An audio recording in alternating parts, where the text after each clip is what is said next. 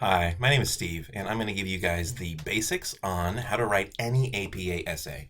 So in this video, I'm going to cover the things you need to know that would apply to any essay, whether it's informative, persuasive, or a summary analysis.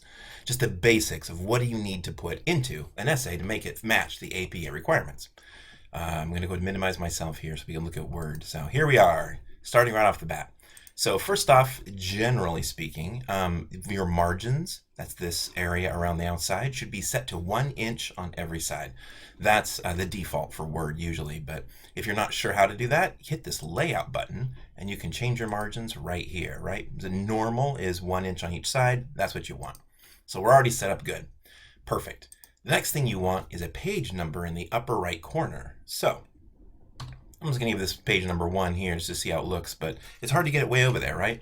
So what you do is you go to Insert, and you say page number right here, and you say top of page, upper right. Boom, there you go. Now the page number is up in this extra area, up in the header, right? So it's not going to be bothered. The essay has nothing to do with it. And if you do that right, see, now I have to click close header or footer. Now there should be, we'll only have 1 page, but that should be a page number up there on every single page. And you want that. Even your cover page should have a page number in the upper right corner. So then, since we're making the cover page, how do you do that? Well, first off, the cover page is centered. So you see here the alignment button. You want to push this one here, center it.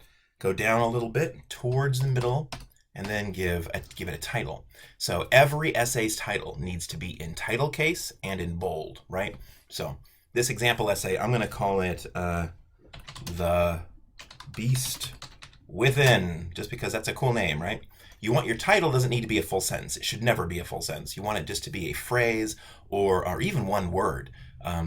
But it can be very long. But if it's long, don't put a period at the end. That's the main thing. It's not an actual sentence, right? You can have a question mark at the end or exclamation point if they make sense. Like, the beast within, if that makes sense. It doesn't look tacky. But there should never be a period right at the bottom. And see what I did for title case? You capitalize the first word and any other word that's not an article. So it also needs to be bold, though. How do you do that? Highlight it. Mine pops up right here, but you can also hit the button up here. Bold. So what else goes on this page? I'm going to hit enter. Now we want to turn bold off because only the title should be in bold. And I'm going to put my name. Let's say Steve Cave. So people know I wrote it. Then put the school name. So how about College University? That's where I'm going to school. And then the next one will be the name of the class. This is almost always English 102 if I'm teaching it, but you know how it goes.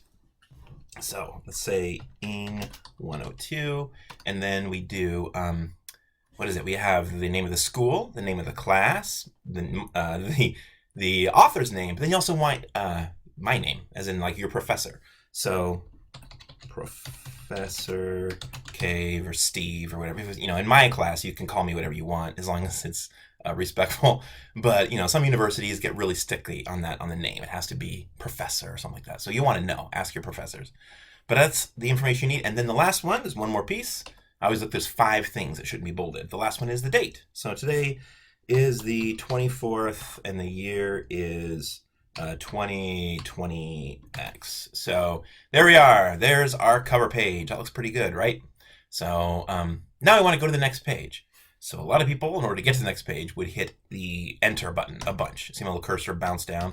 And that's fine. But then sometimes if you change things, you can end up messing up where the next page starts. So an easier and cleaner way to do that is to come up here to the insert. So I'm going up to the insert button, click that, and then hit pages and hit page break. And that cuts the paper off right there, wherever my cursor is. Boom! Gives us a new page. And we're started right at the top of it. Oh, look, the page number worked. Perfect. So now we're on the second page. So for the second page, we don't want it centered. We're still centered from up here. So we want that to stop. So I'm going to hit this button. This is what you want. You want aligned left, not justified.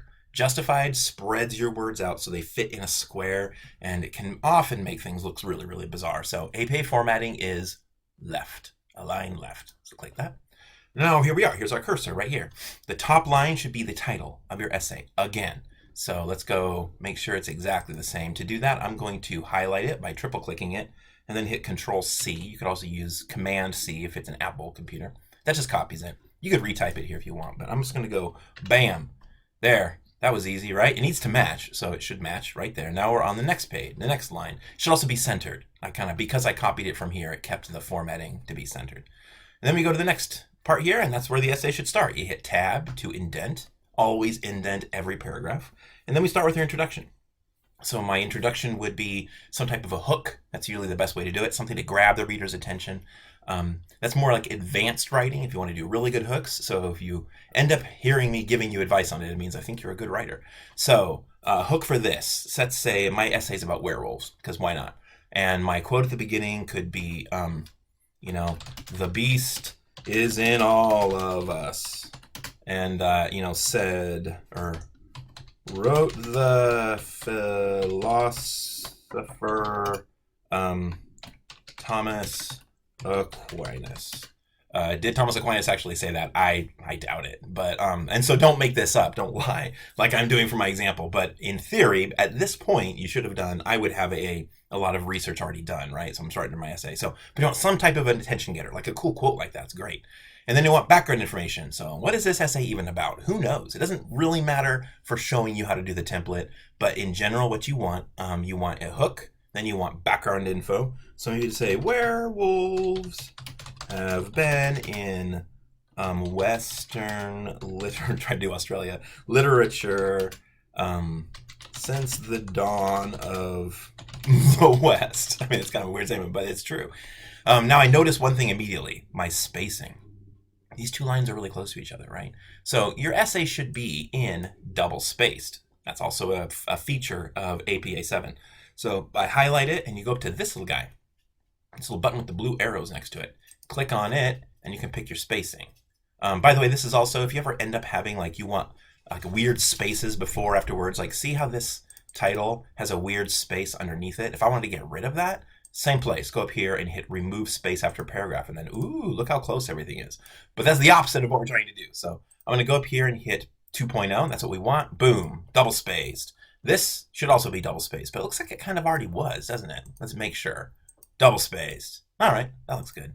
So if we come back down here, we have our hook. We have some background. Let's imagine I write a bunch more background about werewolves and their history.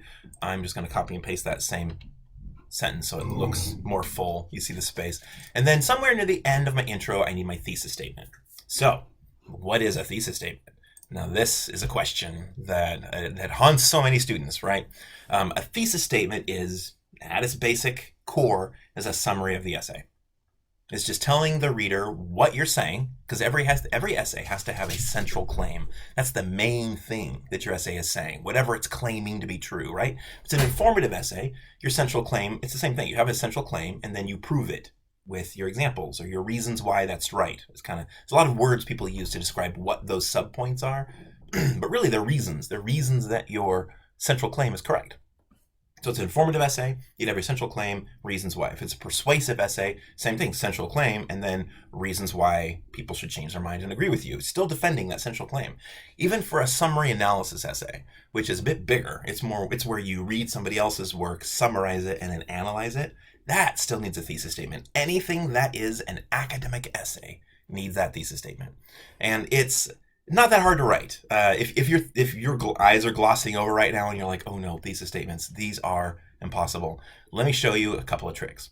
So the basic format template for a thesis statement is just simply this: claim plus reason 1, reason 2, and reason 3, right? So for example, if for this essay, maybe what is my central claim? I haven't even thought about that. It's about werewolves, but that's not a claim. That's a topic, right? So maybe this is an informative essay about how, what?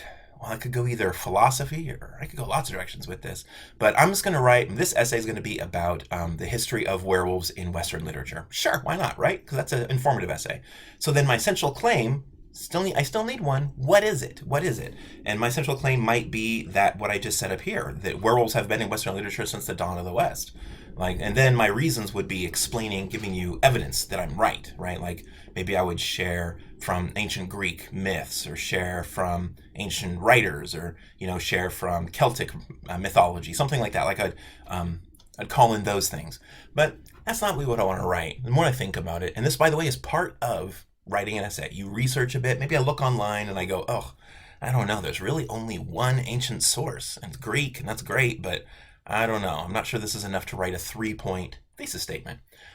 So what else do I need? And so I would think maybe how about let's talk about werewolves in current literature. Ooh, that's more exciting. So then still, that's a topic. What's my central claim? My central claim is going to be that the 21st century werewolf, so I'm talking about werewolves since the year 2000, 21st century werewolf, oh, I'm going to be like a plural, werewolves, what is it, are more heroic, dangerous, and I don't know, interesting than hear my dogs, of the past. So that's a thesis statement, right? So my central claim is that 21st century werewolves are more, but see, what's my claim? Are more heroic, are more dangerous, or more interesting than werewolves of the past. So my claim really is that 21st century werewolves are more than werewolves of the past. That's not that exciting, and it's kind of strange, right? Let's tweak it some more. The 21st century werewolves are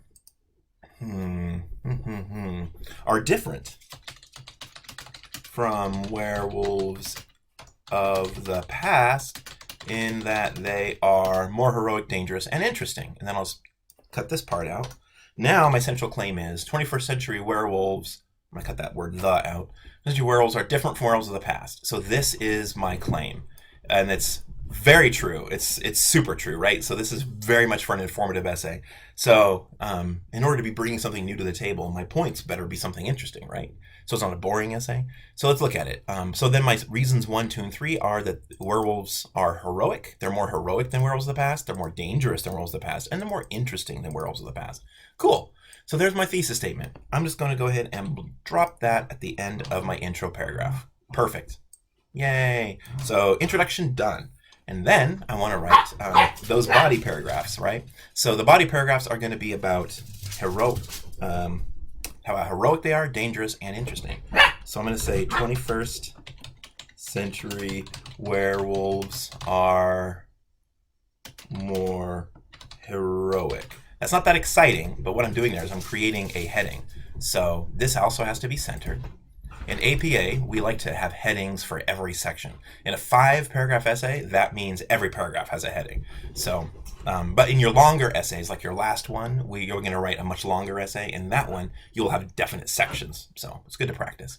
So anyway, headings are treated exactly the same way in APA as titles. So they need to be in title case. See how those? Oh, the word "more" needs to be and bold. So there we go. So then this paragraph is about how werewolves are more heroic. I started off, how do you start these paragraphs? You start them with a topic sentence, a sentence that tells the reader what this paragraph is going to be about. So it's like a very mini little piece of a thesis statement. So I'd started off with something interesting usually, but it could be something as simple as, werewolves today have shown more heroism than I'm not going to say the word werewolves twice in one sentence. That's a lot, right? Werewolves today have shown more heroism than they ever have before, right? So that's an interesting sentence, and it tells the reader this paragraph is going to be about how heroic werewolves are.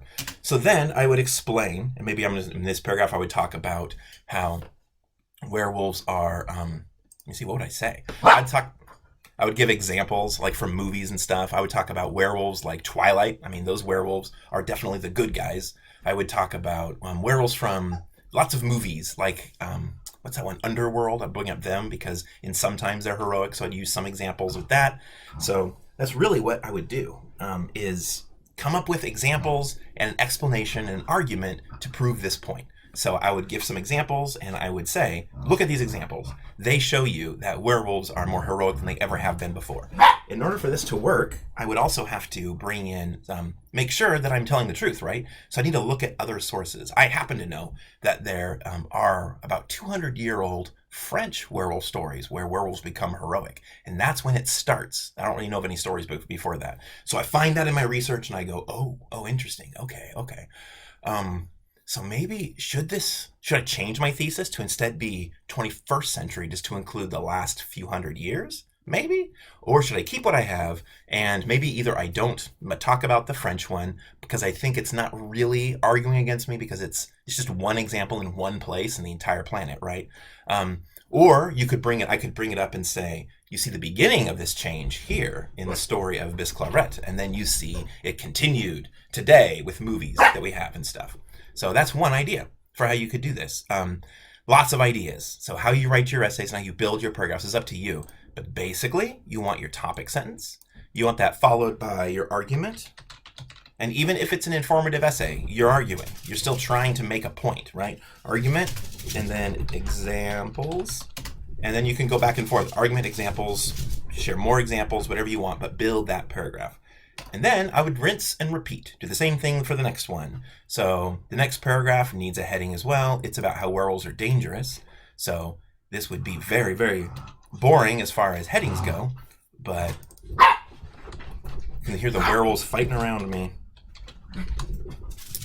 That's not a very good pattern for these headings, but I mean, it would work, right? But these headings could be something even as simple as just dangerous. That's a fine heading. It's not, again, it's still not great. But most people like to see something creative, like this title, The Beast Within. So, danger, I don't know, it's danger,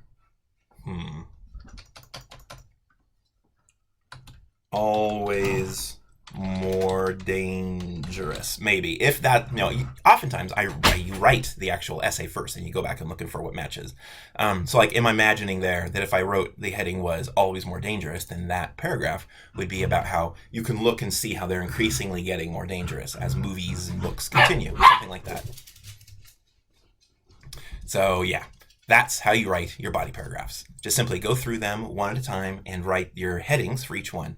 And then you'd have a third one here, right? So example number 3, let's just copy and paste that. Always more interesting. Again, topic sentence followed by argument and examples, and then you do your conclusion. A lot of people put for their conclusion heading, they'll just put conclusion, which is fine. It's very boring, but it's fine. Conclusion. So here we go, right? Also has to be centered though. Bam. And then we come down here. So, and then we do the conclusion. In the conclusion, I'll come back to that heading in a second. In the conclusion, you want to do basically the same thing you did in your introduction in reverse. You want to restate your thesis statement in new words, and then you want to follow it with anything else the reader needs to know. And it's best to have the opposite of a hook, what's called a sinker at the end, something else, another attention getter. The same idea. It could be a quote, shocking statistic, facts, figures, a story. Even stories work really well. So my conclusion, you can start these any way you want, but an easy way is just say in conclusion. In conclusion, and I would again restate. You don't want to introduce anything new in your conclusion. So I'd start with in conclusion. Werewolves have been in Western literature since the dawn of the West. So I'm going to say that in new words down here. In conclusion, werewolves have been with us since the dawn of time. Right? So in that way, I'm using new words, but I'm using the word dawn, so at least it kind of harkens back. Might make the reader remember. Who knows? So in conclusion, I just smeared that. In conclusion, werewolves have been with us since the dawn of time.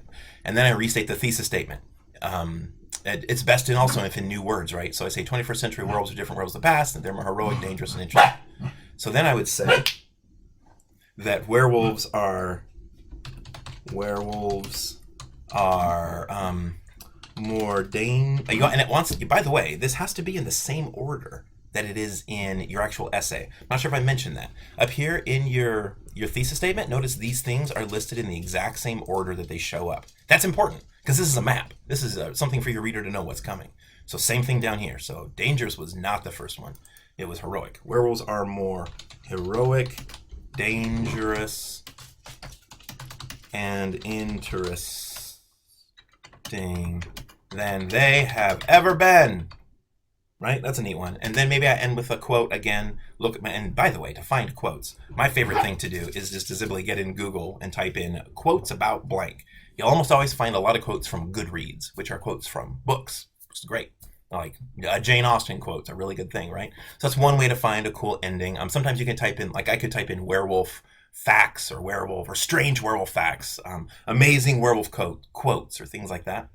At the end, it's really up to me. So maybe I will end it. Let me just minimize me again.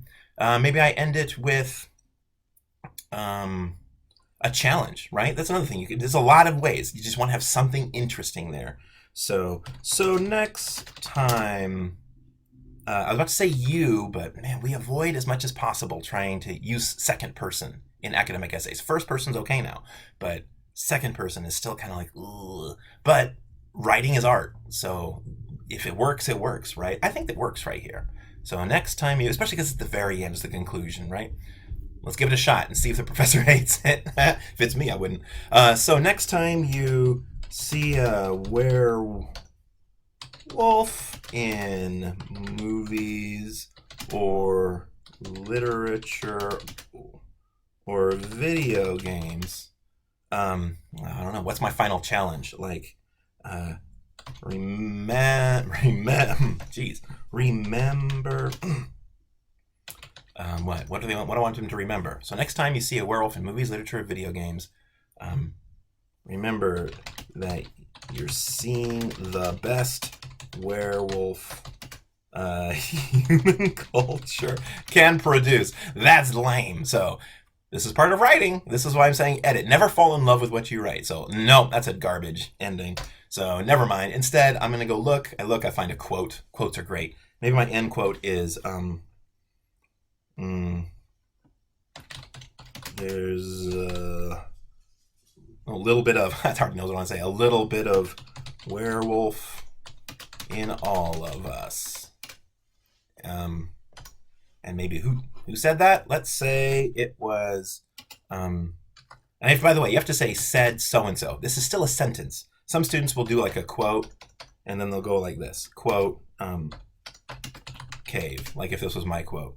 That's fine if you're just kind of doing bullet points, but in a sentence, no, this needs to still be a sentence.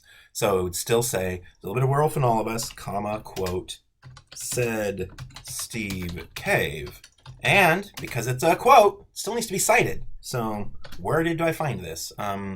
Maybe it's from something I wrote, so my name's going to be at the beginning. 2022, page 21, if that's the page it was on. If it's not from a book with pages, if it's from the internet, then I would just put Cave 2022, and then in the references, it'll tell you where everything is. So that's my essay. Pretty cool, right? So same thing. You come up here. I want a page break. Oops, that's not what I wanted to do. I want to do a page break insert.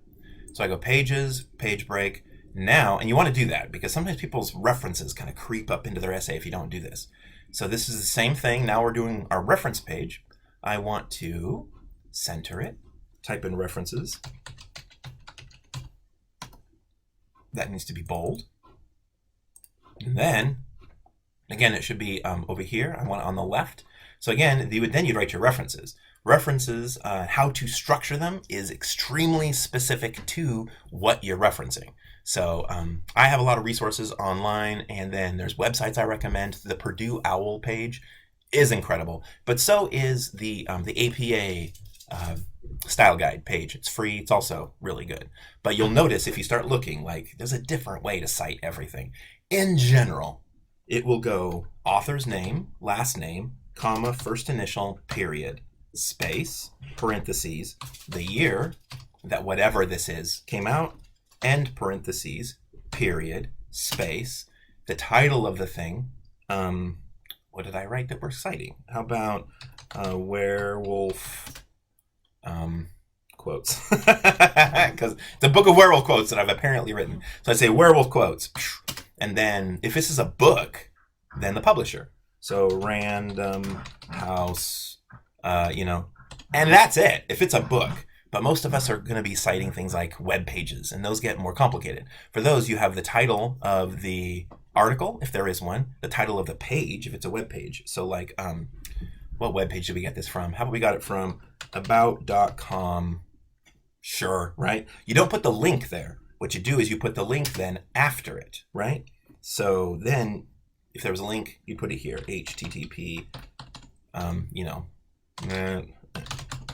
there you go. That's my, so that then you have the link. Oftentimes though, this link is really long, and so it'll end up getting bumped to the next page, which is not important unless it is. So let me give you an example of an entry that goes to the next line. So we have Cave as 2022. Maybe this book was written by a few of us. So there was me, there was also Johnson E, and I don't know, Hatfield W, and McCoy L, right? So those are all the people. We all wrote this together, and now it's coming on the second page. That's good. I also want to give it a longer title. How about like where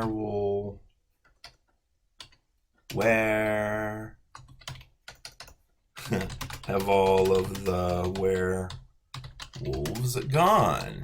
A study in lycanthropic history. Maybe that's a book that I wrote in. That'd be cool, huh? Or it's just the name of the article, and then we have the website. There it is. And this website is not long enough at all, so I'm going to copy, because the thing, websites tend to be massive, right? So this is a better example. This is just from what happens to be open on my computer. So perfect. So you see how this link gets cut. It'll cut at one of the slashes, and it cuts it. That's okay. What we're worried about here is every reference needs to have what's called a hanging indent. So what's a hanging indent? And how does it work? So you want to highlight the section.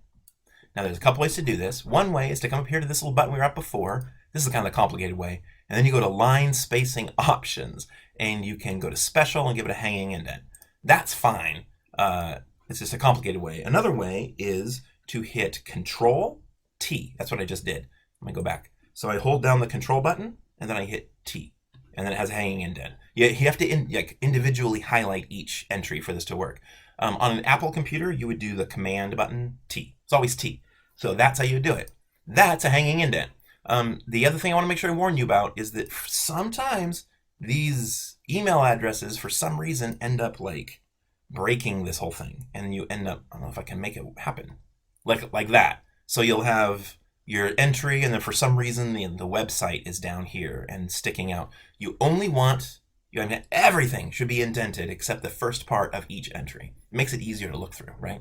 So that's the last thing I want to make sure I talk to you guys about. And then as far as references go, only put things in your references that you actually reference in your essay, which means like you cited. Only put references that you cite. Otherwise, they don't count for anything.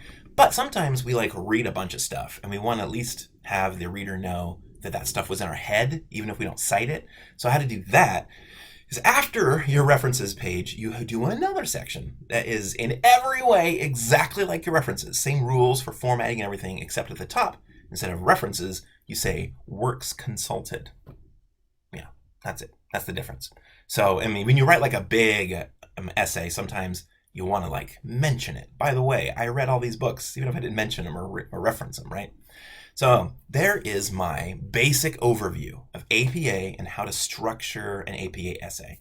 I'm not sure where you're seeing this, but I do have templates and example essays and a highlighted example essay ready to go to share with anybody. So just let me know if you need to see those and if you have any specific questions about any of this. I know this was a lot. This was about a half-hour long video, but we're covering a lot of important stuff and the basics. So there you go. Good luck.